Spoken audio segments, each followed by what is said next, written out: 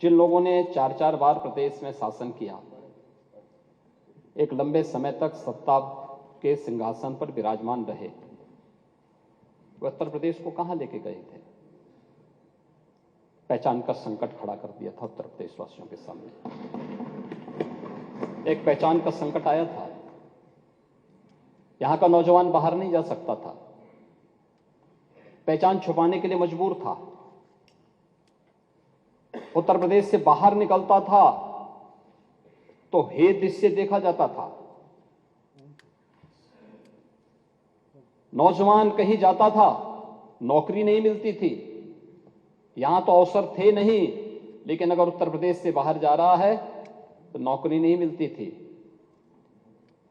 किराए पर कमरे की बात तो दूर, होटल और धर्मशालाओं में भी कमरे नहीं मिल पाते थे।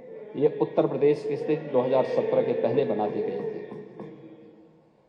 महोदय, कौन जिम्मेदार है इस स्थिति के लिए? और आज उत्तर प्रदेश ने 22 जनवरी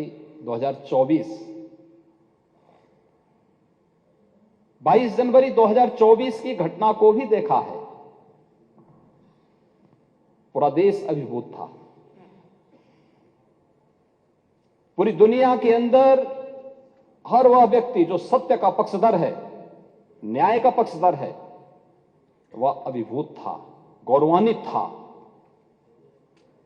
हर सनातन धर्मावलंबी की आंखों में आंसू थे, हर्ष के, गौरव के, और अपनी कई पीढ़ियों को वह इस आयोजन में प्रत्यक्ष या अप्रत्यक्ष रूप से उसके साथ सहभागी बनकर के अपनी पीढ़ियों के प्रति कृतज्ञता ज्ञापित भी कर रहा था और तर्पण भी अर्पित कर रहा था।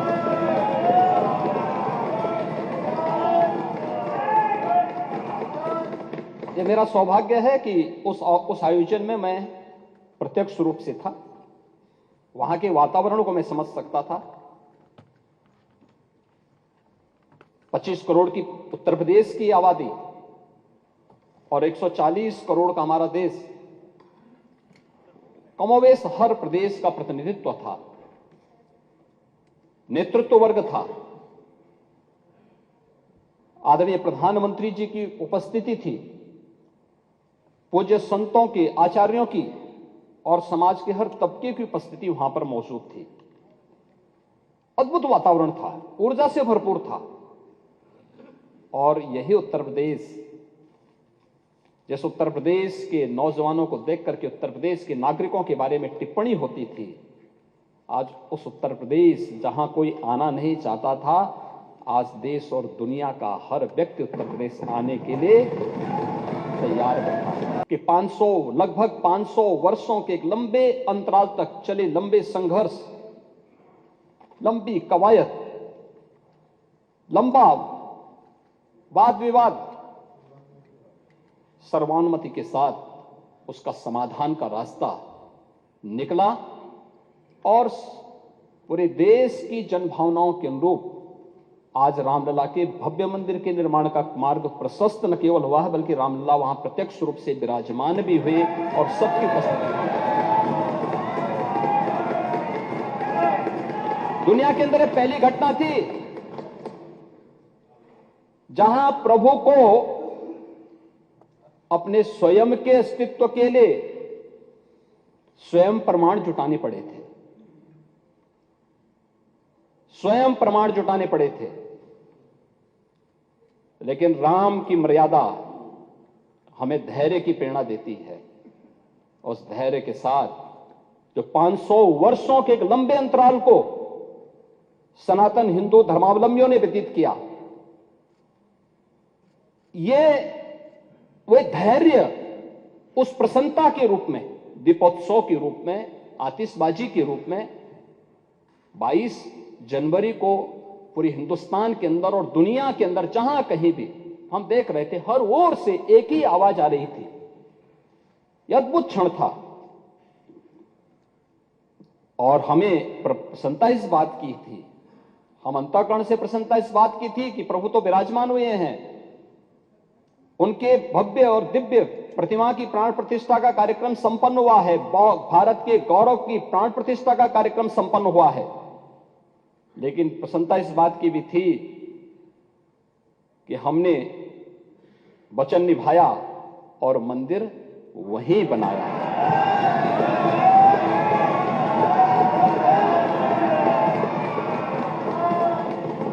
जो कहा सो किया।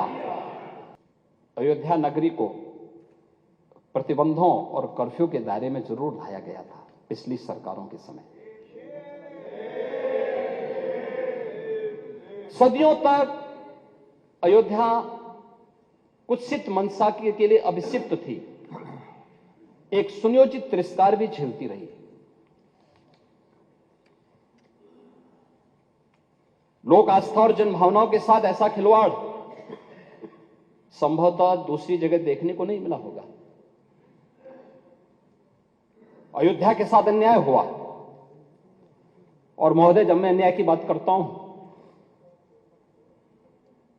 तो हमें 5000 वर्ष पुरानी बात भी याद आने लगती है। उस समय पांडवों के साथ भी अन्याय हुआ था,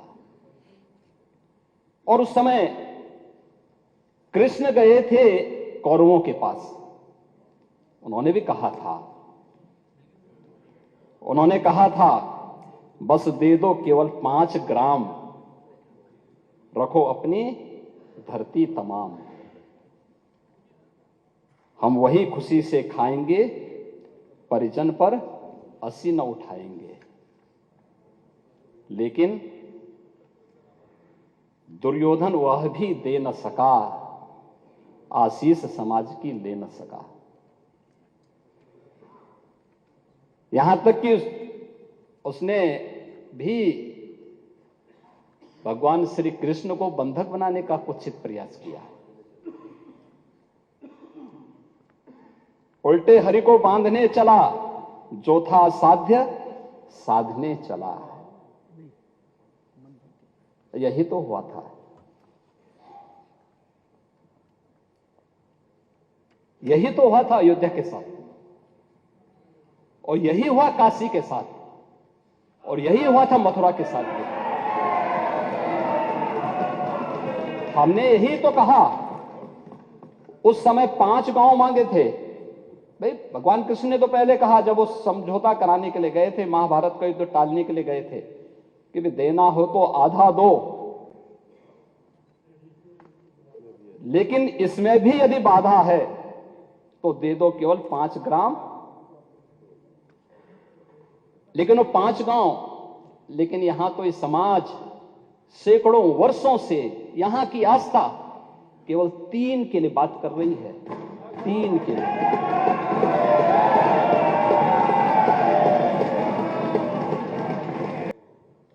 वे सामान्य नहीं है, ईश्वर की अवतरण की धरती है। असामान्य नहीं है, वो असामान्य यानी उसको एक सामान्य स्तर पर नहीं मान सकते, लेकिन एक जिद है, और उस जिद में जब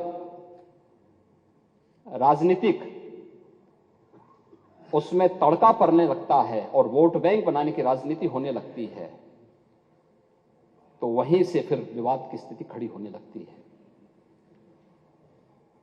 यानी लोक आस्था, भारत के अंदर लोक आस्था का अपमान हो, बहुसंख्यक समाज गिड़गिड़ाए, ये पहली बार देखने को मिला।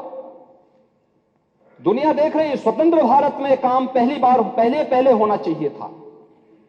1947 में प्रारंभ होना चाहिए था, और उस आस्था के लिए बार बार गुहार लगाता रहा। हमने तो केवल 3 जगह मांगी, अन्य जगहों के बारे में कोई मुद्दा नहीं था। अयोध्या के लिए, और देखिए अयोध्या का उत्सव लोगों ने देखा तो नंदी बाबा ने भी कहा, भाई हम काहे इंतजार करें।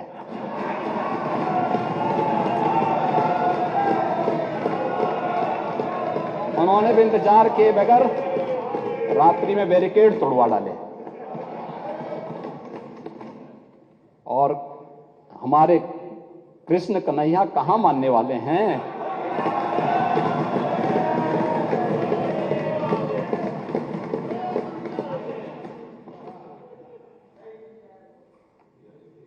विदेशी आक्रांताओं ने केवल इस देश के अंदर धन दौलत ही नहीं लूटा था, इस देश की आस्था को भी रौंदने का काम किया था। दुर्भाग्य है, आजादी के बाद उन विदेशी आक्रांताओं को महिमामंडित करने के कुत्सित प्रयास हुए अपने वोट बैंक के लिए। सदियों की प्रतीक्षा अयोध्या में दूर हुई। आज अयोध्या में इंटरनेशनल एयरपोर्ट है। 14 से 15 फ्लाइट अयोध्या से देश के अंदर अलग अलग स्थानों पर जा रही है। ये अयोध्या में प्रारंभ हुआ है। जो अयोध्या को पहले छूना नहीं चाहते थे, आज अयोध्या इंटरनेशनल एयरपोर्ट देने वाला देश का एक प्रमुख राज्य और देश के 4 इंटरनेशनल एयरपोर्ट के साथ उत्तर प्रदेश अपने 9 एयरपोर्ट को क्रियाशील कर चुका है और 10 और को हम क्रियाशील करने जा रहे हैं बहुत सी। अयोध्या में माता सबरी के नाम पर रसोई घर भी प्रारंभ हो गया है। क्या माता सबरी के अनुयायी पीडीए के हिस्से हैं या नहीं है? रेन बसेरा भी अयोध्या में बन गया है और ये निषाद राज के नाम पर बन गया है। क्या निषाद राज के अनुयायी पीडीए के पार्ट हैं या नहीं है? प्राचीन कुंडों का पुनरुद्धार हो रहा है। भरत कुंड, राम की मर्यादा, परिवार की मर्यादा। क्या परिवार की मर्यादा है? यहां तो पीडीए, हमारे डिप्टी सीएम ने कहा, पीडीए का मतलब है परिवार डेवलपमेंट अथॉरिटी।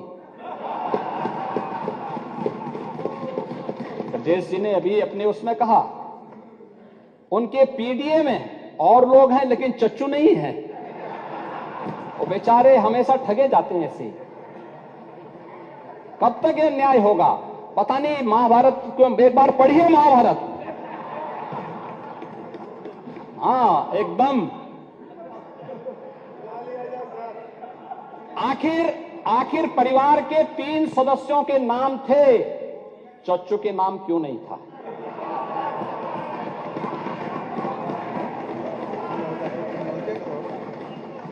अरे उनका भी नाम देते, वरिष्ठ नेता थे। और बेचारा रगड़ते रगड़ते अपने को जो है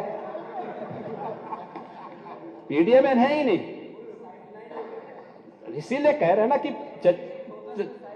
उन्होंने चाचू को ही भुला गए, परिवार के, यानी इस प्रकार से उन्होंने विस्मृत कर दिया कि साइडलाइन में थे ही नहीं, कैमरे के फोकस में नहीं थे, अब रेड कारपेट पे नहीं चल पाए। इसीलिए हम कह रहे हैं ना कि चच्चू को ही भूल गए और बेचारे चच्चू देखते रह जा रहे हैं कि ठगे गए एक बार फिर।